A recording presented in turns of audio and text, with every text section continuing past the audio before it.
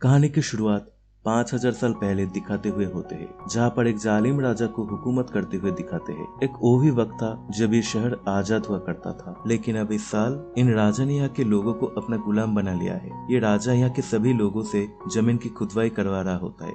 असल में इसको ऐसी एक मटेरियल की तलाश थी, एक ऐसी चीज की तलाश थी जो इसको जादुई शक्ति दे सकते थे, और इस वजह से ये पहले से ज्यादा ताकतवर हो जाता और इस शहर पे नहीं बल्कि पूरी दुनिया में हुकूमत कर सकता था। बेसिकली इस मटेरियल का नाम है इटर्नियम, जिसके मदद से ये ऐसा एक ताज बना लेगा जिससे ये अपने अंदर सुपर हीरो वाले पावर्स को हासिल कर सकता है। यहाँ पे मामूल के मुताबिक मजदूर खुदाई कर रहे होते और उसी दौरान एक मजदूर को ये इटर्नियम पत्थर मिल जाता है, जिसको वो जालिम राजा हासिल कर लेता है और बहुत ही जल्दी अपना वो ताज भी बना लेता है। इसको पहनने से उसे बहुत सारे शक्ति मिलने वाले हैं। इसी बीच हमें एक छोटे लड़के को भी दिखाया जाता है जो कि उस जालिम राजा के खिलाफ खड़ा हो जाता है। वो गांव वालों को समझाता है कि हमें इस जुल्म से बचना चाहिए, हमें उसके आगे झुकना नहीं चाहिए। लेकिन जालिम राजा को पता चलता है कि ये तो मेरे खिलाफ खड़ा हो रहा है, तो उसे मारने के हुक्म देते, और जैसे उसको मारा जा रहा होता है तो वो लड़का एकदम से गायब हो जाता है और ऐसी एक जगह पे आ जाता है जहाँ पे 6 देवता बैठे हुए होते हैं। ये 6 गॉड्स या देवता इस बच्चे को कहते हैं कि तुमने हिम्मत दिखाई है, हमें बहुत अच्छा लगा, इसलिए हम तुम्हें ऐसी पावर देने जा रहे हैं जिसे तुम एक लफ्ज शहजाम बोलोगे तो तुम्हारे अंदर बहुत सारे पावर्स आ जाएंगे और तुम इतना ताकतवर बन जाओगे कि तुम आराम से उस जालिम राजा को हरा सकते हो। छोटा लड़का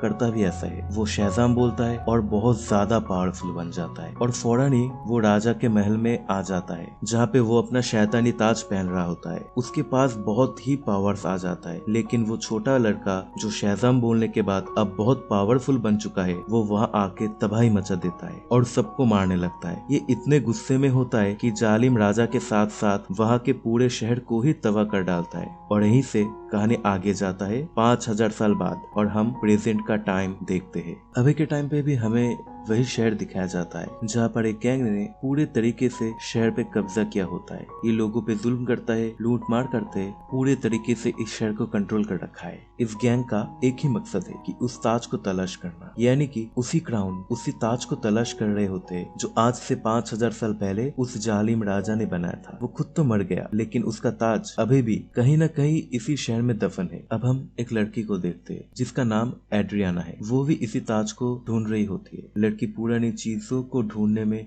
काफी एक्सपर्ट है, क्योंकि ये आर्कियोलॉजिस्ट है, यानी ये वो लोग होते हैं जो जमीन की खुदाई करते हैं और हिस्ट्री के बहुत सी चीजों के बारे में जो मालूमात भी रखते हैं। ये लड़की एक केव में जाती है जहाँ पे काफी कोशिशों के बाद इसको वो ताज मिल भी जाता है। अभी एड्रियाना और उसके साथी इसी बात को लेकर खुश हो ही रहे होते हैं, तो हमें पता चलता है कि इसका एक साथी जिसका नाम इस्माइल है, वो उसी गैंग के साथ मिला हुआ है जिसने पूरे शहर में कब्जा कर रखा है। अभी इस महिला अपने साथ आए हुए एक साथी को मार देता है और अपने गैंग की दूसरे लोगों को भी उस घर पे बुला लेता है। तब वो लोग इसके तरफ गन पॉइंट करके कहते हैं, एड्रियाना हमें वो ताज दे दो। एड्रियाना नीचे देखती है और उधर कुछ वर्ड्स लिखे हुए होते हैं और उसका मुंह से निकल जाता है शहजाम, और तभी उधर ब्लैक एडम आ जाता है।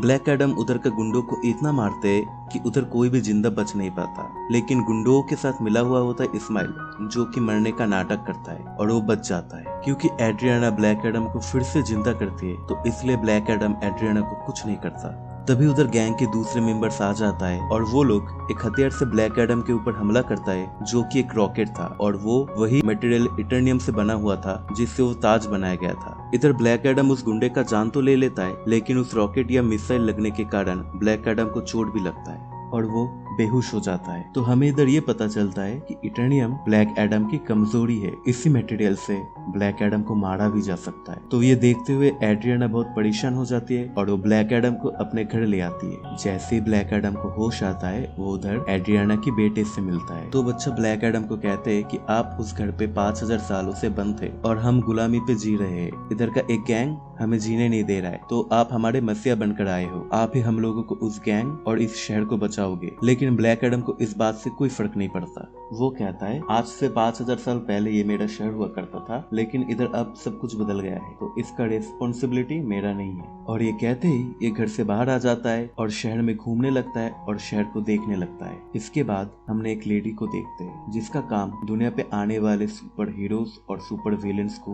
रोकना होता है। दुनिया में ऐसे हालात रखने होते हैं ताकि आम लोगों को कोई मुश्किल ना आए। वो यहाँ पे एक सुपर हीरो हॉकमैन से बात करती हुई होती है और कहती है ब्लैक एडम वापस आ चुका है और उसे अगर रोका ना गया तो वो पहले की तरह इस बार भी बहुत ज्यादा तबाही मचा सकता है। वो अगर पागल हो गया तो उसे रोकना मुश्किल नहीं नामुमकिन है। हॉकमैन इसके लिए राजी हो जाता है और अपना टीम इकट्ठा करता है जिसपे और भी बहुत से सुपर हीरो शामिल होता है और सब मिलके ब्लैक एडम को पकड़ने के लिए निकल जाता है। और दूसरी तरफ उस गैंग के कुछ लोग एड्रियाना के घर पे पहुंच जाता है क्योंकि उन लोगों को पता था वो ताज अभी भी एड्रियाना के पास है। और वो लोग जब एड्रियाना के परिवार के ऊपर हमला कर रहा होता है तब फिर से ब्लैक एडम उधर आ जाता है और उस गैंग वाले को मार डालते हैं। ब्लैक एडम उन लोगों को मार ही रहा होता है, उसी वक्त हॉकमैन की शिप उधर आ जाता है और वो सब मिलके ब्लैक एडम से लड़ाई करने लगता है। लेकिन अभी भी ब्लैक एडम इन लोगों पर भारी था। उस गैंग के लोग और जस्टिस सोसाइटी के लोग दोनों मिलके ब्लैक एडम के मुकाबला कर नहीं पा रहा था और आखिरकार ब्लैक एडम उधर से चला जाता है। वो जस्टिस सोसाइटी की टीम एड्रियाना के पास आता है और उसे कहता है कि तुम हमारी मदद करो उसे पकड़ने में। एड्रियाना उन लोगों को कहती है तुम तब कहाँ थे जब हम लोगों के ऊपर जुल्म हो रहा था, तुम लोगों को तो मैंने पहले कभी नहीं देखा। तो जस्टिस सोसाइटी के लोग कहते हैं कि तुम जिसे समझ रहे हो कि जो तुम्हारा हिफाजत कर रहा है वो बहुत ही खतरनाक है। आज से 5000 साल पहले वो इस शहर को पूरी तरीके से तबाह कर दिया था और ये लोग किसी तरीके से एड्रियाना को मना लेता है और एड्रियाना इन लोगों को ब्लैक एडम के पास ले जाता है ताकि ये लोग बैठ के कुछ बातें करें, ये एक दूसरे का बातें सुने और इन लोगों के आपस में जो लड़ाई था वो खत्म हो जाए। और दूसरी तरफ एड्रियाना का जो साथी था इस्माइल, वो एड्रियाना के घर पे एंटर हो जाता है ताकि वो ताज अपने लिए यूज कर सके। और जब उधर उसे कुछ नहीं मिलता तो गुस्से में आकर एड्रियाना को बेटे को किडनैप कर लेता है और उसका बेटा बड़ी चालाकी से एड्रियाना को कॉल करके सब कुछ बता देता है कि मुझे इस्माइल ने किडनैप किया। ये सुन के एड्रियाना बहुत परेशान हो जाती है और तब एड्रियाना ब्लैक एडम और जस्टिस सोसाइटी के लोगों से मदद मांगता है कि तुम लोग मेरे बेटे को ढूंढ दो और ये लोग राजी भी हो जाता है। फिर जब ब्लैक एडम और जस्टिस लीग के मेंबर्स एड्रियाना का बेटे को ढूंढने लगता है तब हॉकमैन को उसी गैंग के 2 मेंबर्स मिल जाता है और उन लोगों को मार के पूछता है कि इस्माइल कहाँ है। तब उन लोगों को पता चलता है कि इस्माइल ने एड्रियाना का बेटे को एक रेगिस्तानी इलाके में खुफिया जगह पे रखा है। और वो लोग जब उधर पहुंचते तब इस्माइल बताता है कि ये जो गैंग इस शहर पे तबाही मचा के रखा है इस गैंग का लीडर मैं ही हूँ। इस्माइल एड्रियाना को कहती है अगर तुमको तुम्हारे बेटे का जान प्यारा है तो मुझे वो ताज दे दो। एड्रियाना मजबूर होके इस्माइल को वो ताज दे देता है लेकिन फिर भी इस्माइल उसके बेटे के ऊपर गोली चला देता है। ब्लैक एडम को ये देख के बहुत गुस्सा आता है और बहुत ही तेज जाके एड्रियाना का बेटे को बचा लेता है और यहाँ पे इस्माइल को अपने लाइटिंग से जला के मुकम्मल तरीके से खत्म कर देता है। फिर ब्लैक एडम हॉकमैन से मिलता है और उसे कहता है कि आज से 5000 साल पहले जिसे वो पावर्स मिला था वो मैं नहीं था, मेरा बेटा था। जब मेरे बेटे को मेरे आंखों के सामने मारा जा रहा था तब उधर से वो गायब हो गया और वो जालिम राजा मेरे परिवार के ऊपर अत्याचार करना शुरू किया। तब कुछ टाइम बाद मेरी पत्नी उधर मर गई और बहुत समय बाद मेरा बेटा मेरे पास आया, उसने मुझे सब कुछ बताया और उसका सारा पावर्स मेरे अंदर दे दिया। तभी जाके वो जालिम राजा हमारे ऊपर हमला किया। मेरे पास पावर्स था इसलिए मैं नहीं मरा, लेकिन मेरे सामने ही मेरा बेटा मर गया। मैं मेरा पावर्स को कंट्रोल नहीं कर सकता था, इसलिए ना चाहते हुए भी ये पूरा शहर तबाह हो गया।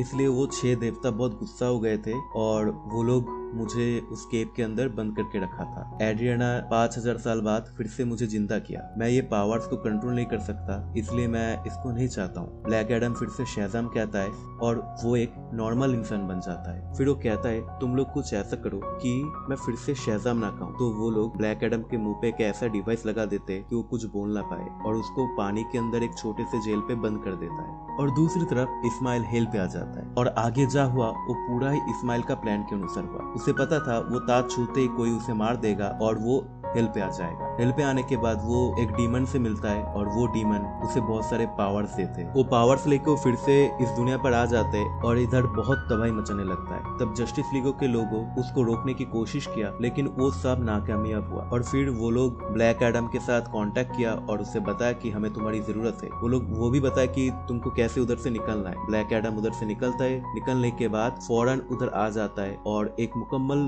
फाइट के बाद वो इलियास को हरा देता है। फिर ब्लैक एडम तो उस शहर का मसीहा बन गया और मसीहा बनने के बाद वो उस लेडी से बात कर रहा था। वो लेडी उसे कहा कि तुम इस शहर का मसीहा बनो, चाहे जो कुछ भी बनो, लेकिन इस शहर से मत निकलना, तो तुम्हारे लिए अच्छा नहीं होगा। ब्लैक एडम कहता है मुझ पर किसी का हुकूमत नहीं चलेगा, मैं मेरे मर्जी का मालिक और कोई मुझे रोक नहीं सकता। तब वो लेडी कहता है शायद इस दुनिया का कोई तुम्हें रोक नहीं सकता, लेकिन मैं ऐसे किसी को जानता हूँ जो तुम्हें रोक सकता है। ये सुनने के बाद ब्लैक एडम को बहुत गुस्सा आ जाता है और वो स्क्रीन ही तोड़ देता है। फिर उधर सुपरमैन आ जाता है और ब्लैक एडम को कहता है कि हम दोनों को शायद बैठ के बात करना चाहिए, और इधर ये कमाल का मूवी खत्म हो जाता है। तो दोस्तों, अगर आपको ये मूवी अच्छा लगा, ये स्टोरी अच्छा लगा, तो वीडियो को एक लाइक जरूर कर दीजिए और कमेंट पे जरूर बताइए कि आगे आपको क्या देखना है। तो चले मिलते हैं नेक्स्ट वीडियो पे, तब तक के लिए बाय एंड टेक केयर।